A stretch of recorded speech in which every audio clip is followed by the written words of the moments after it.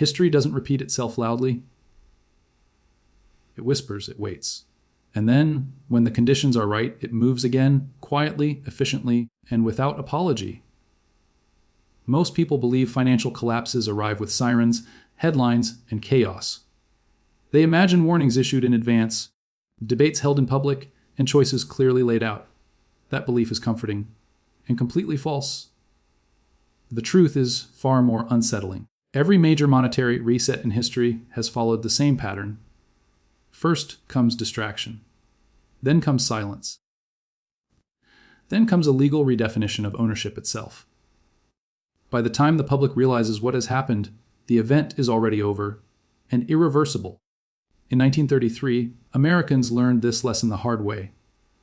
The Great Depression had already crushed confidence. Banks were failing. Savings were disappearing. Fear was everywhere. What most citizens didn't understand was that the crisis wasn't just economic. It was monetary. Gold, real money, was standing in the way of total government control over the financial system. So the government didn't debate gold. It didn't ask permission. It didn't warn people months in advance. Instead, it acted. With the stroke of a pen, Executive Order 6202 made it illegal for Americans to own gold. Overnight, possession of what had been money for thousands of years was reclassified as a criminal act. Citizens were ordered to turn it in. The price was fixed by the government, and once the gold was safely inside federal vaults, its value was quietly reset higher. Those who complied lost purchasing power. Those who resisted were threatened with prison. And those who understood history learned something far more important. They learned that ownership exists only as long as the state allows it. For decades, that lesson faded from memory. Gold restrictions were lifted. The dollar became global. Confidence returned, and the public was trained to believe that such an event could never happen again. But history never disappears. It waits for the same conditions to re-emerge. Today, those conditions are back. The world is fractured. Supply chains are broken. Military spending is accelerating. Strategic competition between global powers has intensified beyond rhetoric and entered the realm of resource control. And at the center of this new conflict sits a metal most people still underestimate: silver. Unlike gold, silver is not just a store of value. It is a strategic industrial necessity. It is embedded in weapon systems, satellites, solar grids, advanced electronics, communications infrastructure, medical technology, and energy storage. There is no modern military without silver. There is no modern economy without it. Yet silver has one fatal flaw from the government's perspective. It is still widely owned by private citizens. Coins, bars, bullion, industrial stockpiles held outside direct state control. That creates a problem during times of geopolitical escalation, because when demand becomes national security critical, free markets become inconvenient. This is where language matters. Governments rarely announce confiscation. They redefine priorities. They reclassify materials. They invoke emergency powers. They issue directives buried in legal registers that almost no one reads. Words like allocation, coordination, strategic reserves, and defense readiness replace words like seizure and control, but the effect is the same. Control shifts upward. When silver is no longer treated as a commodity, but as a national security asset, everything changes. Ownership becomes conditional. Sale becomes regulated. Movement becomes monitored.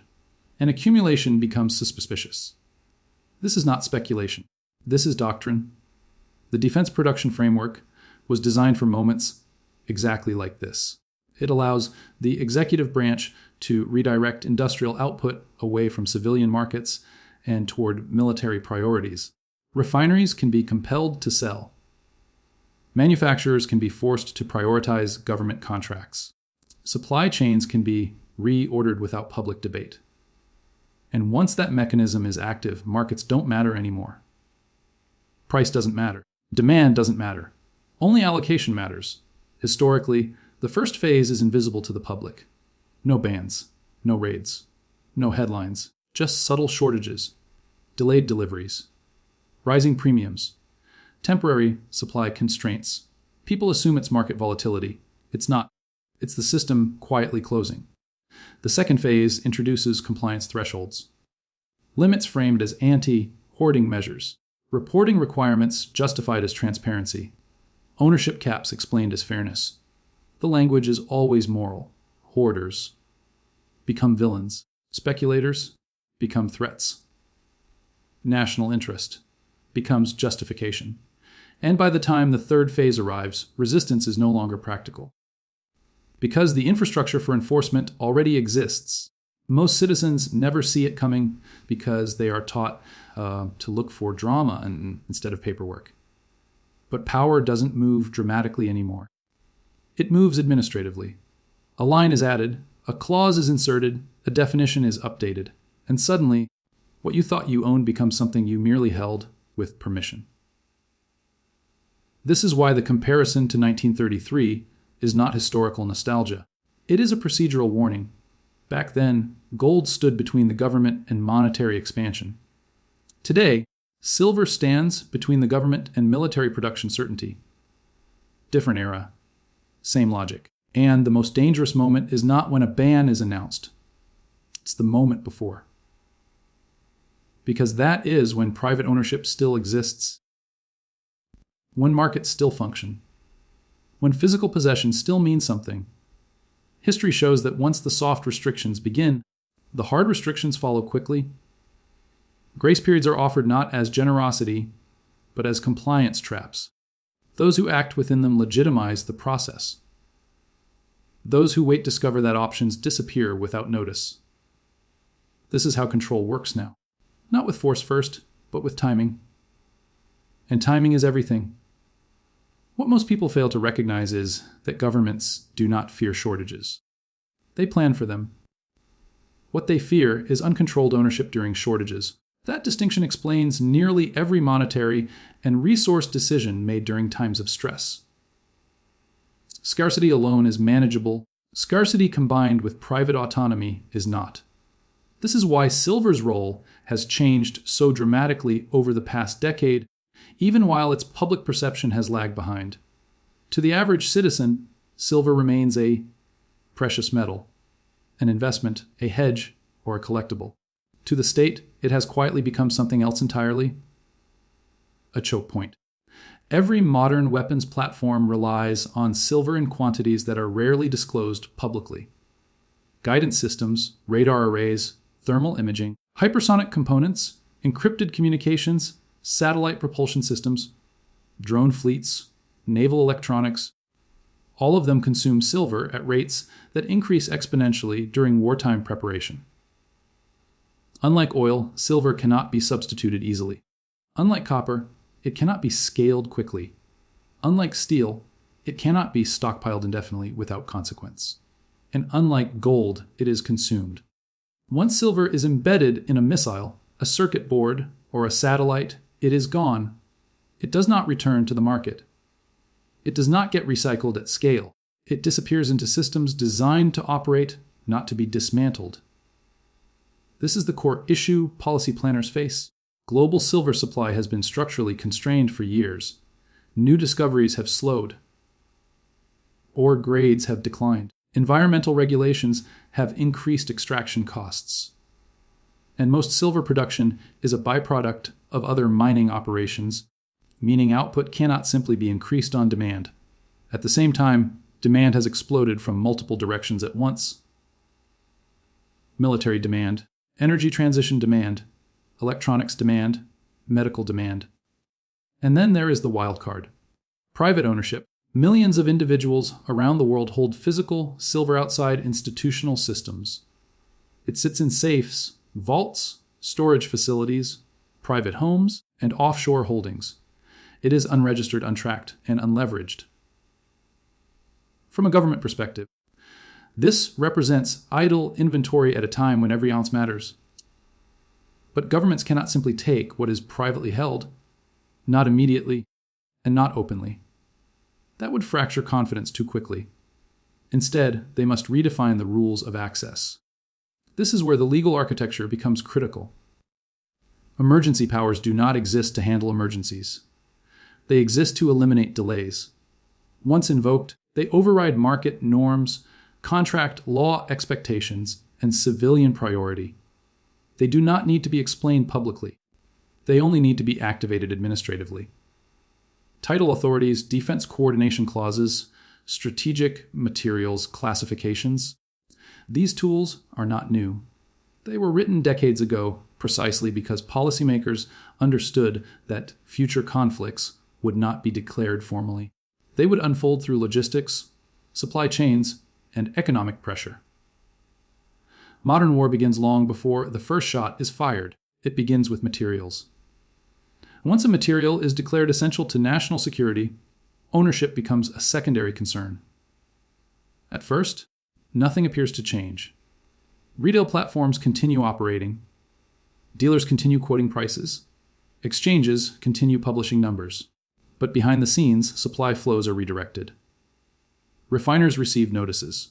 Contracts are reprioritized. Allocation schedules are adjusted. The public only notices the symptoms. Premiums rise. Delivery times stretch. Inventory disappears without explanation. These are not market failures. They are signals. Signals that silver is no longer flowing freely. Historically, governments allow this phase to play out quietly because it conditions the population. People adapt to scarcity. They rationalize it. They accept it as temporary. And most importantly, they stop acting urgently. Urgency is dangerous to centralized control. Once urgency fades, compliance becomes easier. The next stage introduces behavioral framing. Ownership beyond certain quantities becomes suspicious. Accumulation is rebranded as hoarding. Hoarding is framed as selfishness. Selfishness is linked to national harm. This psychological shift is essential. Without it, enforcement appears authoritarian. With it, enforcement appears justified. History shows this pattern clearly. During wartime rationing, citizens were not told they were being controlled. They were told they were being responsible. During monetary seizures, citizens were not told they were losing value. They were told they were stabilizing the system. Language shapes consent, and consent is cheaper than force. This is why numerical thresholds matter so much. Limits like 500 ounces, 1,000 ounces, or reporting thresholds tied to weight rather than value are not arbitrary. They are behavioral tripwires. They divide the population into normal holders and excessive holders. Once divided, enforcement becomes selective. Selective enforcement creates fear without requiring mass action. Fear creates voluntary compliance. And voluntary compliance accelerates consolidation. At no point does the state need to announce confiscation. By the time such a word would even be considered, most of the silver has already moved where the state wants it to be. This is the lesson of 1933 that is most often misunderstood. The gold seizure was not about the order itself. The order merely formalized what had already been prepared. Banks were aligned. Vaults were ready. Pricing mechanisms were set. The public response was predictable. The real event happened before the announcement. That is where history is repeating. Today, silver is being positioned quietly within strategic frameworks that treat civilian ownership as an inefficiency. Not a right. Not a tradition. An inefficiency. And inefficiencies are eliminated. What makes this moment particularly dangerous is the illusion of choice. Markets still appear open. Dealers still appear independent. Prices still fluctuate daily. But these surface dynamics hide the deeper reality. True ownership is not the ability to buy something. True ownership is the ability to keep it without permission. Once permission becomes conditional, ownership becomes temporary. This is why physical possession matters more than price, more than charts, more than forecasts. Financial instruments can be frozen. Accounts can be flagged. Contracts can be voided. But possession introduces friction. And friction is the enemy of rapid control. Governments understand this well, which is why physical possession is always addressed early, quietly, and indirectly. Storage regulations, transport disclosures, insurance requirements, reporting rules. Each one seems reasonable in isolation. Together, they create visibility. Visibility enables enforcement. And enforcement does not require new laws, only activated ones. The most unsettling aspect of this process is how few people recognize it while it's happening. Not because they are unintelligent, but because they are distracted. Modern life is engineered for distraction. News cycles move too fast. Attention is fragmented. Long-term patterns are obscured by daily noise. History requires patience to see, and patience is rare. By the time clarity arrives, options have narrowed. Prices have disconnected from reality. Availability has collapsed. And those who waited for confirmation realize that confirmation only comes after opportunity disappears. This is not panic. This is pattern recognition. Every system behaves consistently when stressed. Monetary systems centralize. Resource systems prioritize. Political systems consolidate authority. Silver now sits at the intersection of all three. That is why this moment feels familiar to those who study history deeply. Not because events are identical, but because the logic driving them is unchanged. When a state requires total control over a resource, it does not ask permission. It creates conditions where surrender feels voluntary. And the most effective control is the kind people rationalize themselves. There is a point in every systemic transition where resistance becomes mathematically irrelevant. Not because people stop disagreeing, but because the structure around them has already shifted. This is the phase most citizens never consciously experience, yet it determines everything that follows. It is the phase where rules stop being debated and start being assumed. By the time a population realizes that ownership has conditions attached to it, the conditions have already been normalized. Forms have been filled, systems have been integrated, data has been logged. And enforcement no longer needs to be dramatic, it only needs to be consistent. This is how modern control works. Not through soldiers at doors, but through compliance architecture. Silver's transformation into a strategic asset does not require confiscation in the traditional sense. It requires something far more effective: integration into defense logistics. Once silver is embedded into procurement systems, priority lists, and national security classifications, it stops being a civilian commodity by default. It becomes state, relevant first, civilian, accessible second. This subtle inversion changes everything. At that point, private buyers are no longer participants in a free market. They are competitors with the state. And competition with the state is never tolerated for long. Historically, governments resolve this conflict by redefining legitimacy. Civilian demand becomes non-essential. Investment demand becomes speculative. Long-term holding becomes hoarding. Meanwhile, military and industrial demand becomes critical.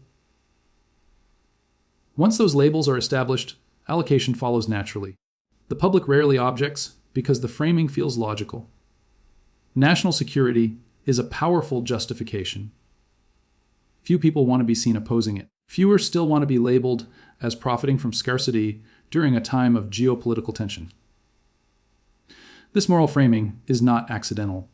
It is necessary because silver occupies a unique psychological space. It is affordable enough for ordinary people to own, yet valuable enough to matter strategically. Gold is perceived as elite. Silver is perceived as accessible. That accessibility makes its restriction far more sensitive politically, which is why restriction rarely arrives openly. Instead, it arrives through systems that already exist. Customs declarations, shipping regulations, financial reporting requirements, insurance compliance rules. Each one tightens the perimeter without announcing a siege. As these layers accumulate, friction increases, transactions slow, costs rise, risk increases. Many participants exit voluntarily, not because they are forced to, but because the environment becomes uncomfortable. This is known as regulatory exhaustion. and it works. Small dealers shut down first. Independent refiners lose access next. Private buyers face delays, audits, and unexplained cancellations. Larger institutional players, already aligned with government priorities, continue operating smoothly. This is how consolidation occurs without nationalization. Ownership concentrates upward, not because the state seizes assets directly, but because the system makes alternative ownership impractical. Those who remain outside the system are not hunted. They are isolated. Isolation is more effective than force, because isolated holders cannot transact easily. They cannot insure easily. They cannot transport easily. They cannot convert value easily. Over time, they face a choice: integrate or become illiquid. Most choose integration. This is the phase where pricing becomes artificial. Official prices no longer reflect availability. They reflect policy. Suppression mechanisms appear. Paper markets diverge from physical markets. Futures contracts trade volumes that dwarf actual supply. Price signals lose meaning. This is not market dysfunction. It is market management. And market management serves one purpose: stability during consolidation. The public sees prices that do not reflect scarcity and assumes there is no urgency. This delays action. Delay benefits centralized buyers. Centralized buyers accumulate quietly while confidence remains intact. Confidence is the most valuable asset in any transition. Once confidence breaks, control becomes expensive. This is why transparency is avoided. Not because governments are malicious, but because uncertainty is destabilizing. Stability is prioritized above all else, even if it requires deception by omission. History is filled with examples of this. Currency pegs held long after they were unsustainable. Resource shortages denied until inventories were exhausted. Price controls maintained until black markets emerged. Silver fits perfectly into this historical pattern. Because silver's real value is not monetary, it is functional. And functional value cannot be printed. Every ounce that disappears into defense systems tightens the market permanently. There is no recycling loop that returns it efficiently. There is no substitution that preserves performance. There is only depletion. Depletion creates urgency. Urgency creates volatility. Volatility creates political risk. And political risk is what policymakers seek to avoid at all costs. So instead, they manage perception. They allow narratives to circulate that downplay importance. They tolerate skepticism. They permit debate. All while quietly building inventories, securing contracts, and locking supply chains. By the time the narrative changes, the outcome is already determined. This is why waiting for confirmation is historically the worst possible strategy. Confirmation only comes after leverage is lost. Those who benefited most from past transitions were not the loudest or the earliest to speak. They were the quietest and the earliest to act. They did not argue with the system. They adapted to it before it hardened. Adaptation is not resistance. It is survival. The uncomfortable truth is that systems do not care about individual fairness during periods of stress. They care about continuity. They care about function. They care about control. Silver is now essential to continuity. And once something becomes essential, access becomes regulated. The final phase of this process does not involve new laws. It involves enforcement of existing ones. Rules that sat dormant for decades are suddenly activated. Thresholds once seemed irrelevant are suddenly decisive. This is why grace periods appear. Grace periods are not kindness. They are transitions. They allow the system to shift while maintaining legitimacy. They encourage voluntary compliance. They reduce the need for confrontation. But they are also finite. Once the window closes, it does not reopen. Those who miss it do not get a second chance. They get explanations. They get forms. They get delays. They get alternatives that are less favorable than what existed before. And they are told it is temporary. Temporary measures, historically, are the longest lasting ones. By the time normalcy returns, if it returns at all, The ownership landscape has permanently changed. What was once common becomes restricted. What was once affordable becomes strategic. What was once private becomes conditional. This is not conspiracy. It is precedent. And precedent is the most reliable guide to future behavior. To understand how this process ends, it is necessary to examine how it has ended before. Not in theory, not in speculation, but in documented historical outcomes where governments faced the same dilemma: insufficient control over a resource deemed essential to national survival. History does not offer variety here. It offers repetition. The moment a resource is reclassified from economic to strategic, civilian access becomes a liability. Not immediately, not publicly, but structurally. The system begins behaving as though private ownership is a temporary anomaly that must be resolved.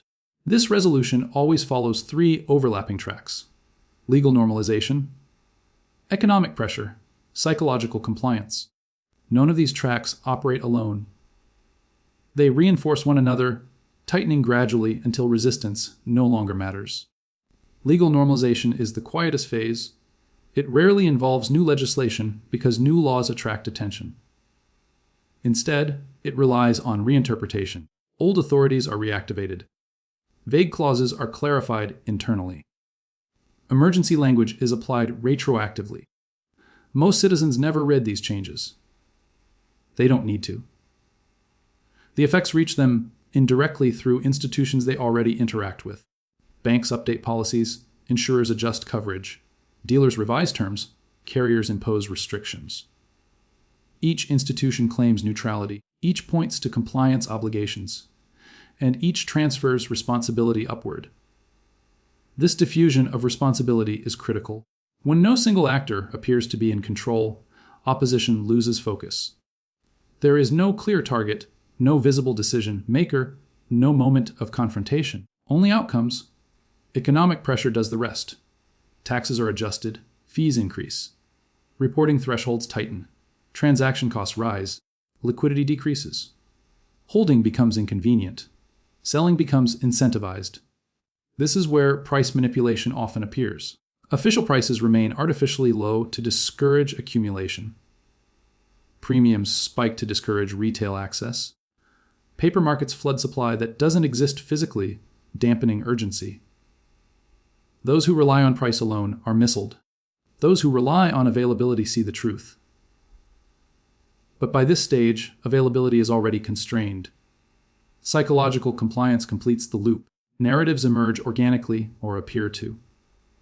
Commentators dismiss concerns as exaggerated. Experts reassure audiences that systems are stable. Skeptics are labeled alarmists. Early movers are mocked. This social pressure matters more than policy, because humans are social creatures. Most would rather be wrong with the majority than right alone, and systems count on that. The most effective control mechanism ever devised is not surveillance or force.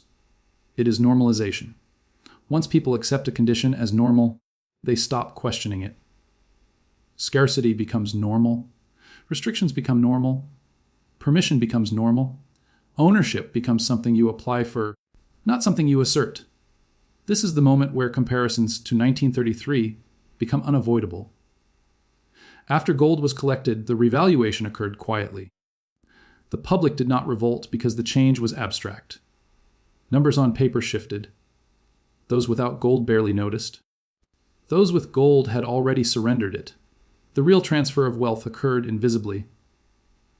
And the same structure exists today. If silver is acquired under managed conditions, through forced sales, redirected supply, or compliance-driven liquidation, the state controls the price at which it enters reserves.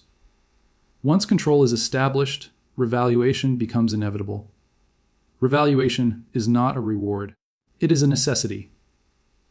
Strategic assets cannot be undervalued indefinitely. Their price must eventually reflect their importance. But this adjustment only happens after ownership has consolidated. This is the final irony. Those who surrender early stabilize the system, but lose upside. Those who hold too long risk losing access entirely. Those who understand timing preserve optionality.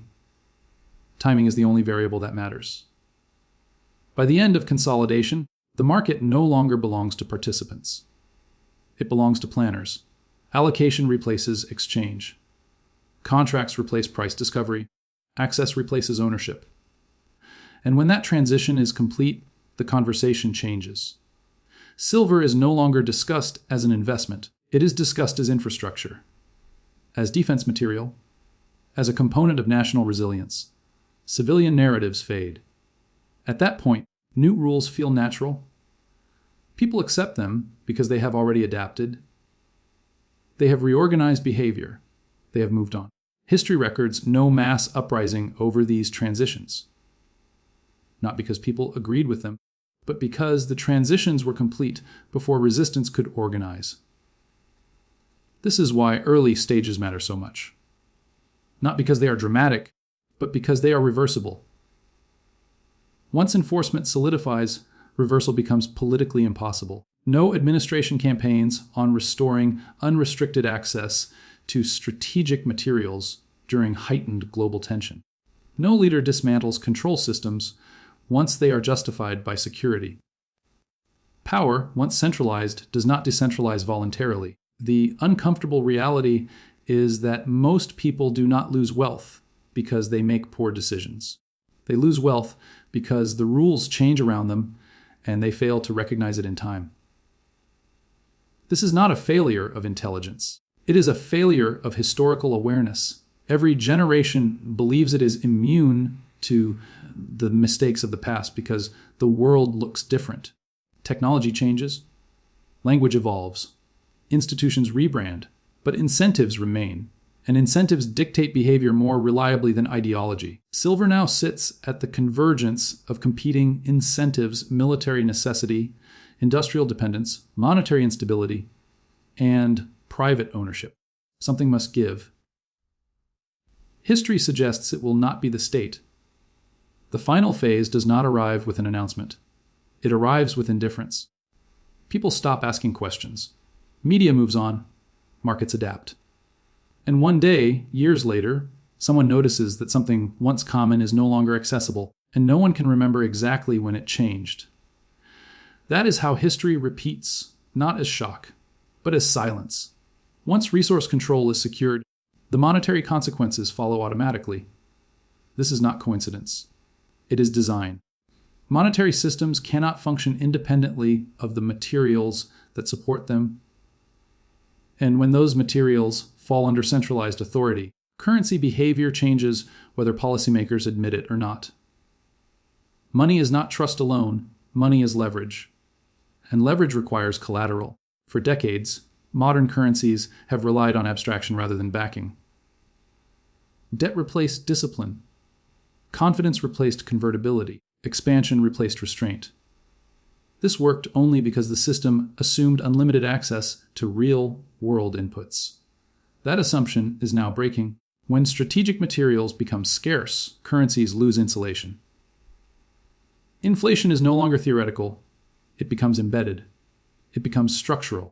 And no amount of interest, rate adjustment can resolve it. This is where silver's role becomes unavoidable. Silver is not just a resource. It is a monetary metal with industrial necessity. That dual nature makes it dangerous to fiat systems during periods of stress. If priced honestly, it exposes currency weakness. If controlled, it masks it.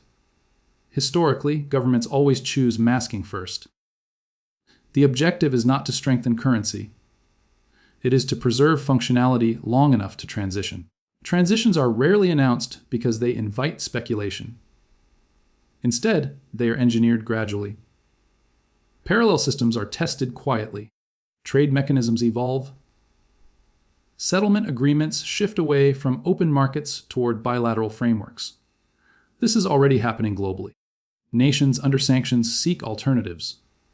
Trade blocs explore commodity-based settlement. Strategic reserves expand quietly. Central banks diversify holdings without public urgency. These moves are not isolated. They are coordinated responses to the same reality. The existing monetary order cannot survive sustained resource constraint.